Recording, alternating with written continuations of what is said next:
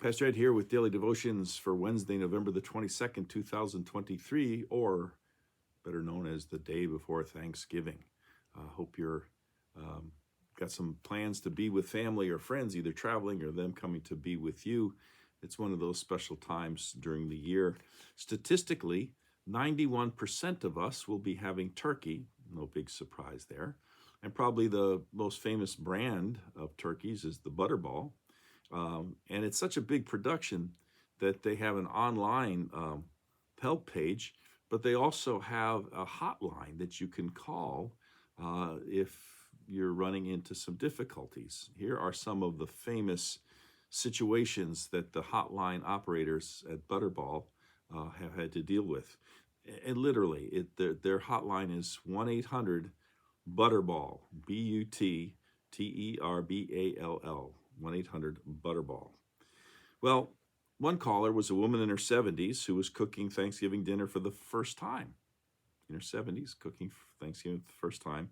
And she called because her mother said that it was time she learned how to prepare the Thanksgiving meal. She's in her 70s. Mom's got to be at least in her 90s, I'm guessing. Hope it went well for her. A gentleman called to ask the staff, or to tell the staff, that he wrapped his turkey in a towel, laid it on the floor, and then stomped on it, breaking the bones so that it would fit into his pan. Not the preferred method. Another gentleman called in to tell the operator that he cut his turkey in half with a chainsaw, and he wanted to know if the oil from the chain would adversely affect the turkey.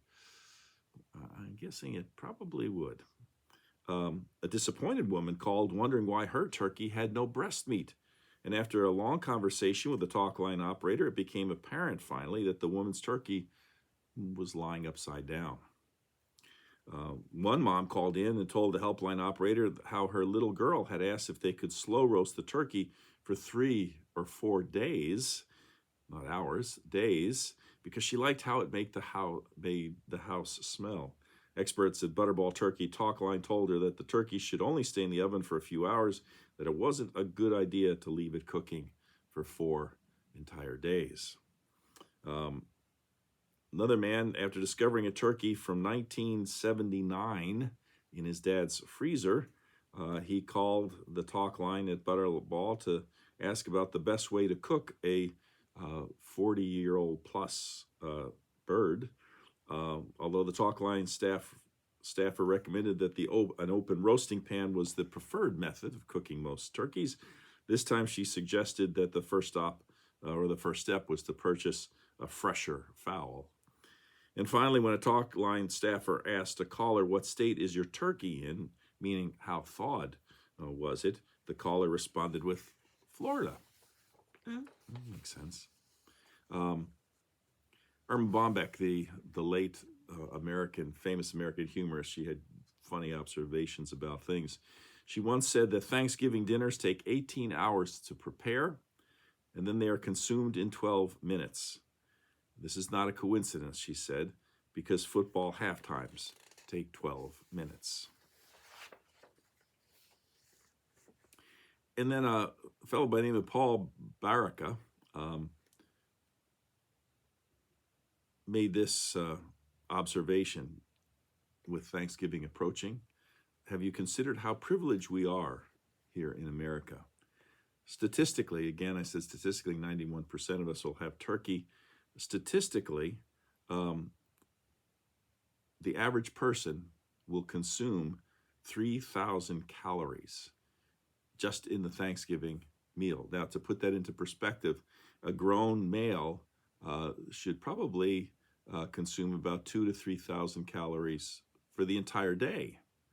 And if they're trying to lose weight, probably a little bit less. So the 3,000 calories for the day is the upper end, and this is statistically, we tend to consume about 3,000 calories at a single sitting on Thanksgiving Day. These numbers are a little bit out of date, but 45 million turkeys will be eaten this Thanksgiving. 50 million pumpkin pies are consumed. 40 million green bean casseroles are made, and 72 million cans of ocean spray cranberry sauce is purchased each year. Big business, big deal, big holiday, lots of food. And I'll be saying more about that in the next couple of days. But something that puts it all into perspective is a hymn in our hymnal. The text was written by a Matthias Claudius, who lived in the late 18th century, and through the early 19th century. It's entitled, "We Plow the Fields and Scatter."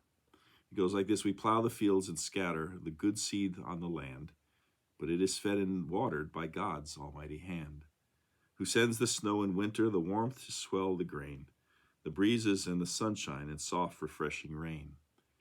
You only are the maker of all things near and far. You paint the wayside flower, you light the evening star. The winds and waves obey you, by you the birds are fed. Much more to us, your children, you give our daily bread. We thank you, our Creator, for all things bright and good, the seed time and the harvest, our life, our health, our food.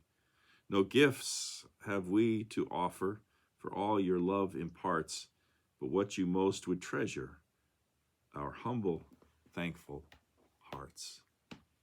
And I hope we can all keep that in mind as we prepare for tomorrow, that our hearts would be humble and thankful.